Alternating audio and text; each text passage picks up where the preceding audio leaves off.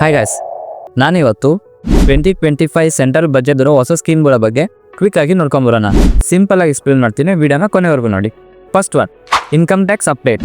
ಇದು middle class tax ಪೇಯರ್ಗೆ ಒಂದು ಒಳ್ಳೆ ಸುದ್ದಿ. ಏನಂದ್ರೆ ನಿಮ್ದೇನಾದ್ರೂ 12 lakh ಅಥವಾ 12 lakh ಒಳಗಡೆ ಇನ್ಕಮ್ ಇತ್ತು ಅಂದ್ರೆ ನೀವು ₹1 ಟ್ಯಾಕ್ಸ್ ಕಟ್ಟೋಗಿಲ್ಲ. ಟ್ಯಾಕ್ಸ್ ಸ್ಲ್ಯಾಬ್ನ ಅಡ್ಜಸ್ಟ್ ಮಾಡಿದ್ರೆ ಅದರಿಂದ ನೀವು ಸೇವಿಂಗ್ಸ್ ಮತ್ತು ಇನ್ವೆಸ್ಟ್ಮೆಂಟ್ನ ಜಾಸ್ತಿ ಮಾಡ್ಕೋಬಹುದು. Second one, agriculture innovatives. Pulses ಮತ್ತು ಕಾಟನ್ ಪ್ರೊಡಕ್ಷನ್ನ ಇನ್ಕ್ರೀಸ್ ಮಾಡೋಕೆ ಗೌರ್ಮೆಂಟ್ 6 ಪ್ಲಾನ್ ಅನೌನ್ಸ್ ಮಾಡಿದೆ.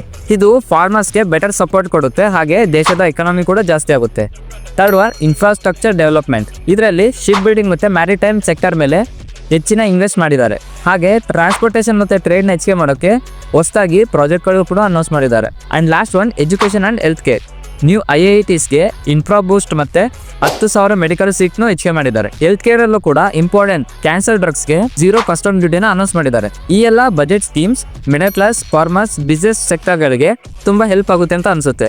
ಈ ಬಜೆಟ್ ಸ್ಕೀಮ್ಗಳ ಬಗ್ಗೆ ನಿಮ್ಗೆ ಏನು ಅನ್ನಿಸ್ತು ಕಮೆಂಟಲ್ಲಿ ತಿಳಿಸಿ.